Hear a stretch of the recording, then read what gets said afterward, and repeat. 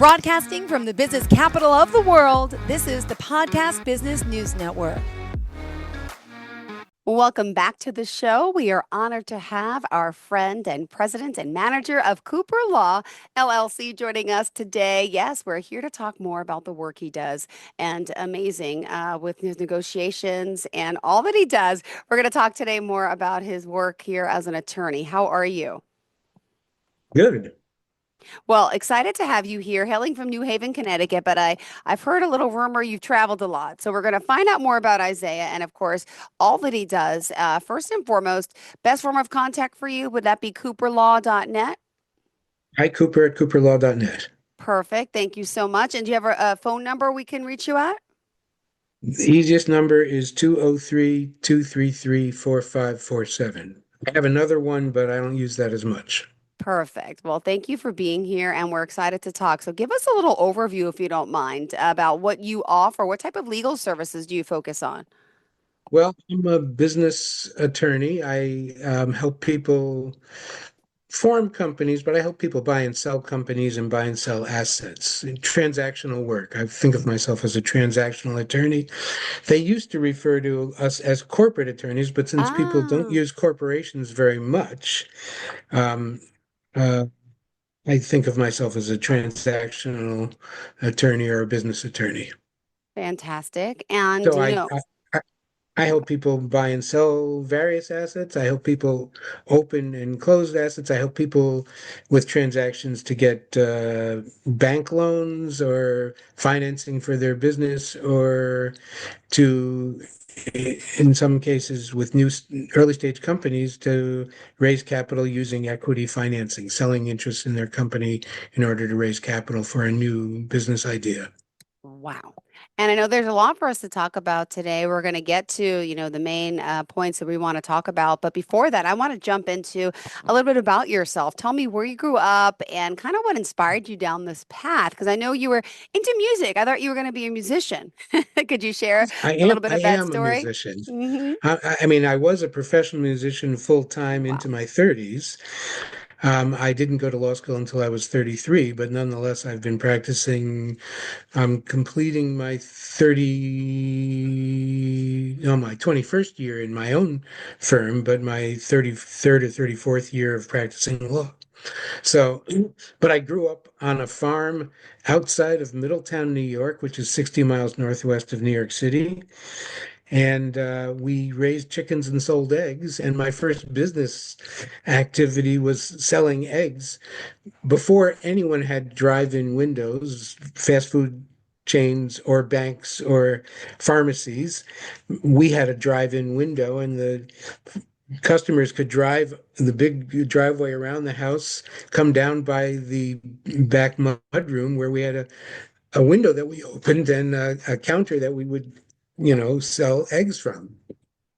Wow. So that was my first business. I mean, I worked on the farm. I collected eggs. I candled eggs. I don't know if anyone knows, but eggs, before they get packed into your your 1 dozen box, they go through a candling process so you can see if there's any cracks or blood spots in the eggs. And then after that, they go on to a series of scales which weigh them out in different sizes. So the heaviest ones get released first, and then the lighter ones get released later. And that's how they differentiate between jumbo, extra large, large, medium, and small. Although you've never seen small eggs. I don't think any store carries anything but large and extra large at this point. Oh my goodness. I never even knew that. Yeah. See, you're And we grew vegetables and sold excess tomatoes and zucchini a little bit from the same window, but inevitably we'd have too much of something. wow. Oh my goodness. All right, continue. I'm sorry. This is And then I went fascinating. away. Then I wanted to study music, and I went away to school. I went to SUNY at Buffalo and to Oh, study music nice. education. It's now the University of Buffalo, Mm-hmm. and after 2 years of being in an intense music education program, studying with a genius who's Edwin Gordon, whose life work was to apply cognitive learning theory to the teaching of music, I became a performance major and I got a BFA in trombone performance. And then I went on and got a master's degree in trombone performance from Youngstown State University in Ohio. And then I went to Memphis. I wanted to see what Memphis is like. And what was then Memphis State, which is now the University of Memphis, um, wanted me to do a doctorate there. And I did 2 years of work there. And I freelanced at the same time, did recording work for jingles, recorded with the Memphis Symphony, the Memphis Opera, the Memphis Ballet. And then I transferred to USC in Los Angeles and did 2 more years of doctoral work in trombone performance and conducting and some music ed. And I freelanced. I played principal trombone in the Santa Monica Symphony, the Japanese orchestra, the Korean orchestra in the barrio. And I, every year, the 2 years I was in LA, I played a series of Nutcracker ballets. And then I got a grant to study with a soloist in Germany, which I got a 1 year stipend from the German Academic Exchange Service, and I studied with Herr Professor Armin Rosin, who is a well-recorded trombone soloist from Germany. He's retired now. He's in his 80s. I've been in touch with him recently, and um, and then Professor Rosin went to Israel and got did some recitals in Israel and discovered that the principal trombonist in the Jerusalem Symphony Wow. was leaving to go to an opera orchestra in Italy, and that the opening for principal trombonist in Jerusalem came up. And the music director of the Jerusalem Symphony was also music director of the West German Radio Orchestra in Cologne or Frankfurt, I don't remember, but was coming to Stuttgart where I was living to conduct the South German Radio Orchestra, and I was able to audition for with Gary Bertini for the Jerusalem Symphony job as principal trombone. So that was 84, 85, and then in 85, 86, I was principal trombonist in the Jerusalem Symphony. So I've had an interesting life. You sure have. Wow. Amazing. Congratulations on all this. And could I ask about your mentor as well? That dad? Well, I've had various mentors at various times. My dad died when I was 13, and my uncle Jess was an extraordinarily musical man, led services in my synagogue on all of the Jewish holidays when I was a kid. And he was a musical mentor to me. And at various points in time, he talked to me as a little bit like a dad.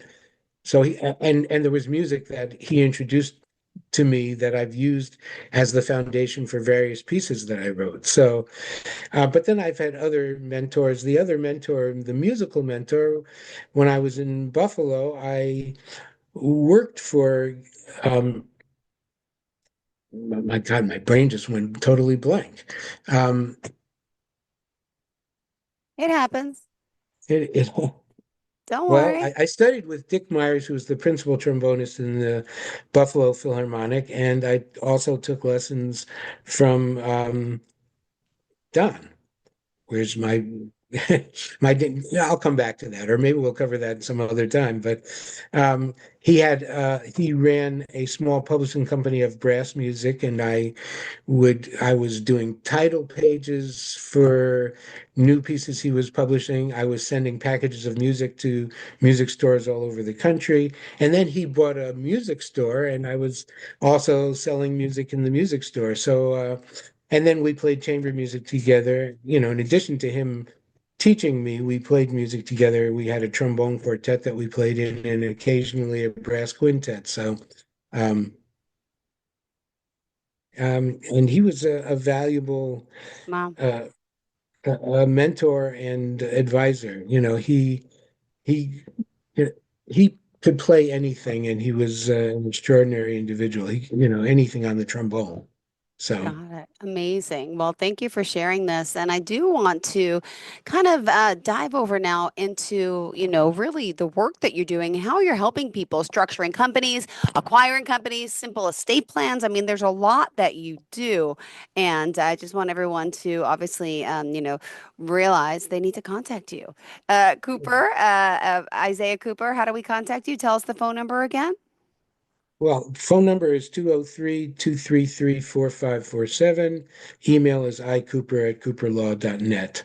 Perfect. All right. Well, let's start. What is the first service you kind of want to mention to our listeners? Well, you know, there are a lot of entrepreneurs out there, or people who are running companies, people who are in their 60s and 70s and need to sell those companies as part of their retirement plan. And I'm happy to advise a selling entrepreneur who wants to sell their company to Mm-hmm. some buyer to find a strategic buyer and help them structure a sale of the company. Buying and selling companies is one of the things I can help people with significantly. And often, sometimes the entrepreneurs who are running companies, they know the person who helped them buy their house, but they don't know a business attorney. Because the people who, I mean, I know how to do a closing for a house, but I don't, it's not what I do. And when you're doing a closing for a house, the people who do that, their paralegals do most of the work, and it's not what I wanted to do. So, but I could refer people to others who do that. But those people who run companies, they need someone like me when they're buying another company, when they're buying assets for their company, to expand into a different area of business, something related, I can help them to do that the right way. But when they're selling their company, I can help them structure the sale and make sure they get their full value for their company to the best of their ability.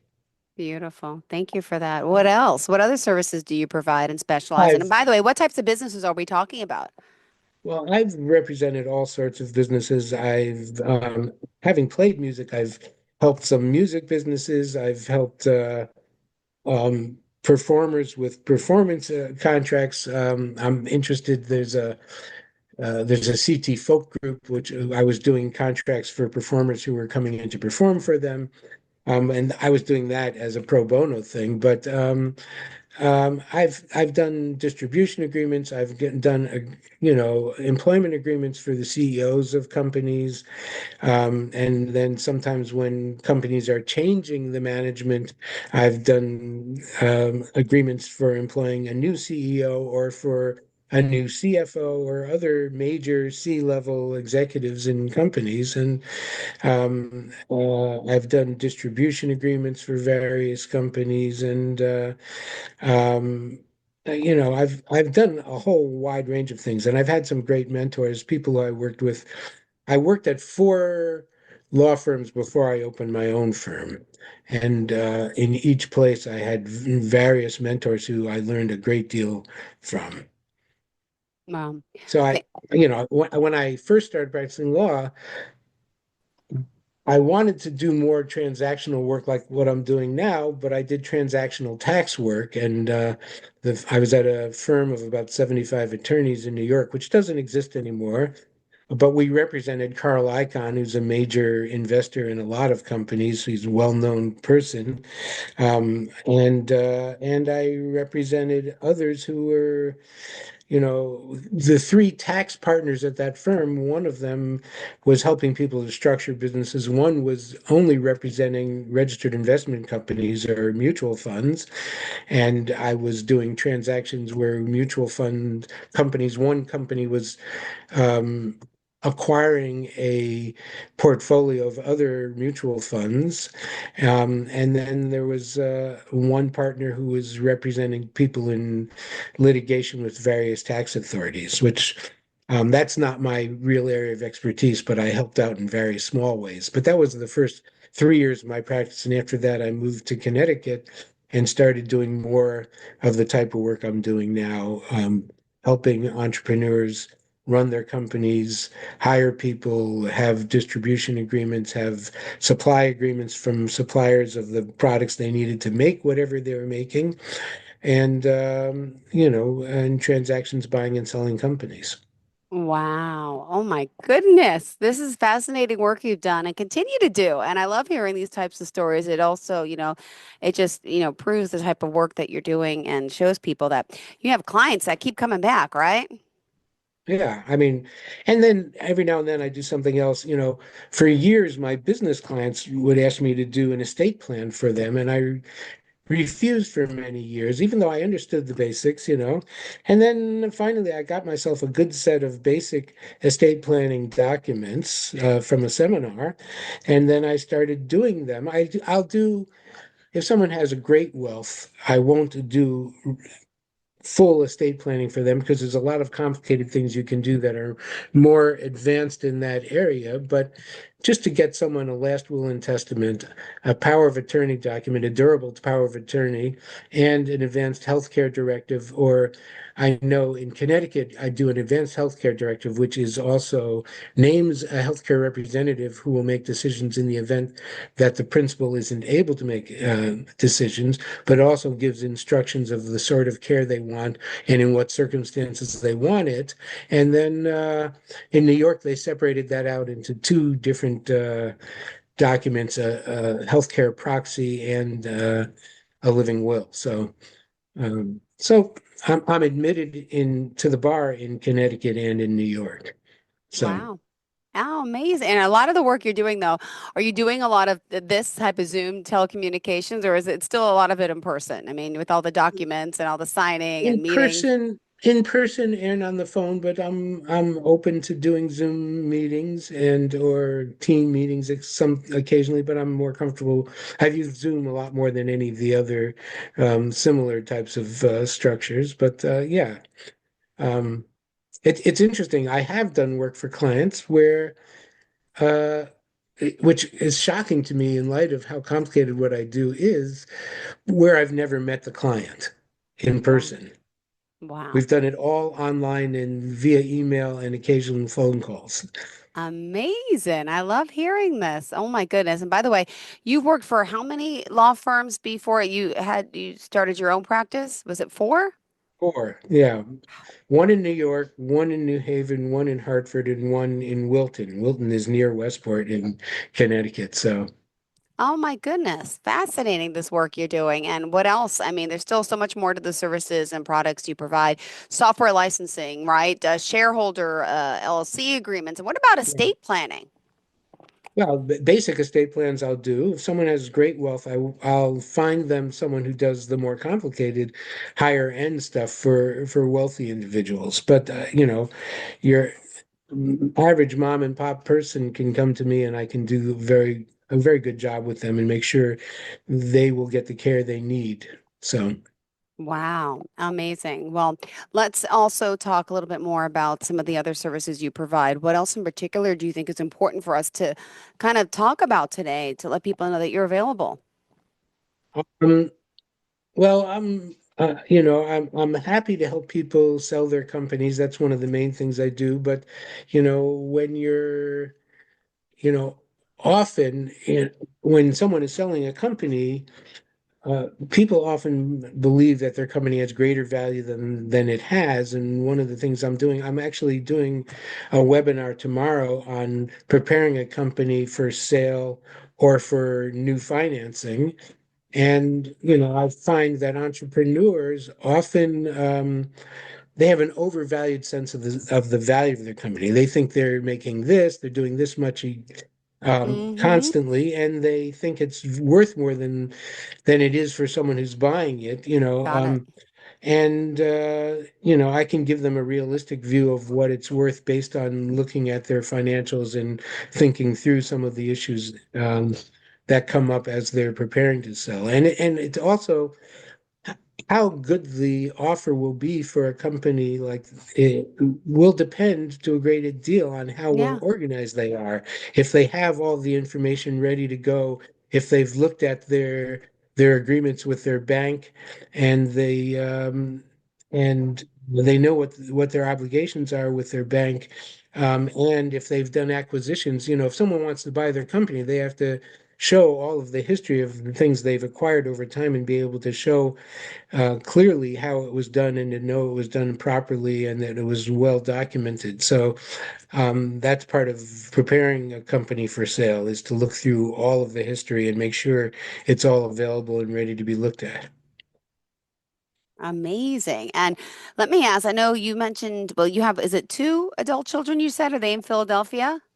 Both in Philadelphia. One of them went to Temple University Oh, and ended up in Philadelphia. Went to Chicago for a while, came back to the New Haven area for just 1 year, and then moved to Philadelphia. And the other one went to Drexel University and is in the second year of a 2-year physician's assistant program, about to finish that program that was started in mm. July of 23.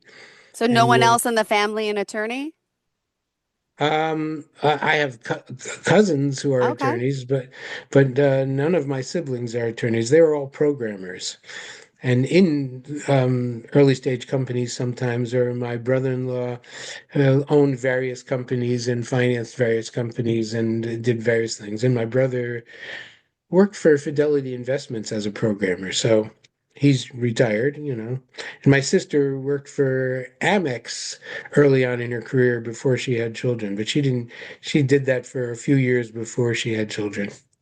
Oh my goodness. All right. But we still have a And good, all we're all musicians? musical. Ah, Well, wow. my oldest brother, who's 80 years old, Yeah. and is not in great health right now, Mm. played the trumpet as a kid, studied voice, and sang in various choirs around the Middletown, New York area, and then in New York City. My sister took piano lessons and I think has done some singing and things at her in her synagogue community. My brother Bob is an extraordinarily good rhythm and blues pianist, keyboard player, and played on the road with John Mooney, who's in New Wow. Orleans, a blues singer from New Orleans, and I, was all over the country and in Germany and Israel playing trombone. So, Amazing. Wow. All right. Well, we still have just, gosh, 5 minutes left in the show. What else do you want to make sure we cover for today? well, what else should we cover? I mean, one of the things I'm very concerned about, for thinking about basic estate planning, um, the advanced healthcare directives that I do for people, and that, some business people ought to have on their key employees, their C levels, people you ought to make sure they all have advanced healthcare directives. Mm-hmm. But there's people think about what procedures do I want taken on my behalf? Okay. And the answers vary very broadly. So if someone gets extraordinarily ill, as cancer, has a terminal case where they're not likely to recover, they don't usually, often most people don't want that much done. They want Mm. to be left made comfortable and taken care of and allowed to go as they go.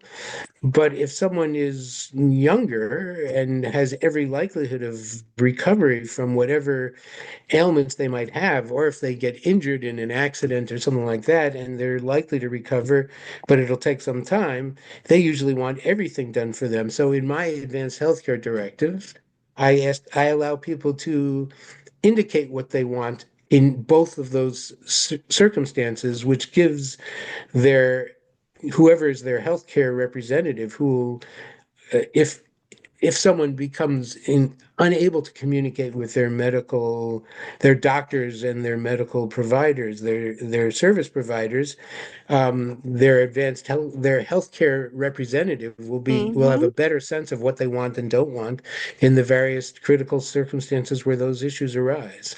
So I want to raise that, and then for entrepreneurs who need to sell their businesses, they need to talk with a business attorney and they need to get a sense from their accountants talking with the business attorney about what their company is worth. because I mean, everyone who's built up a business believes in the value of the business.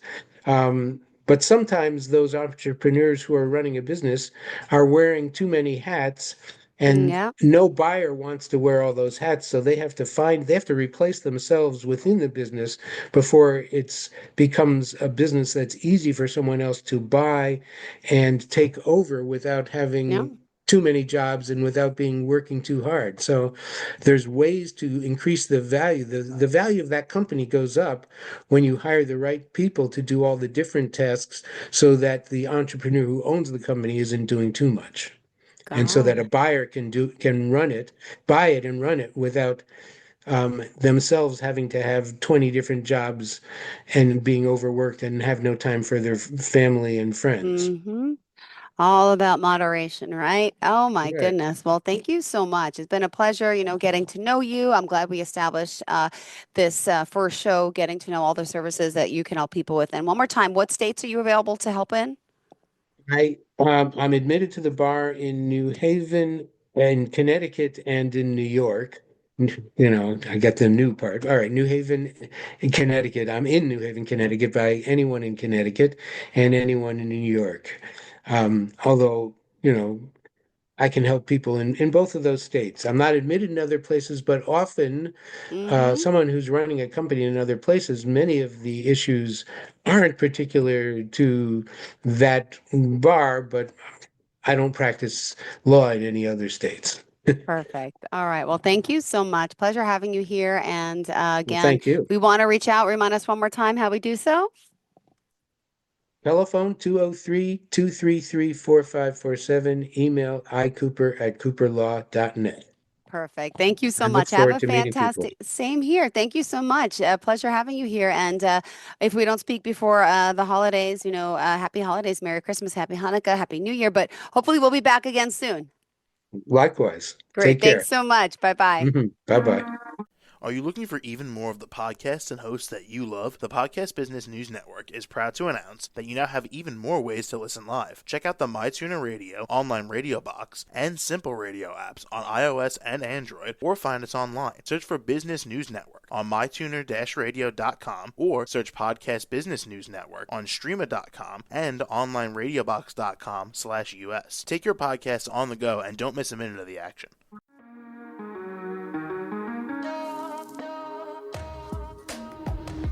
Broadcasting from the business capital of the world, this is the Podcast Business News Network.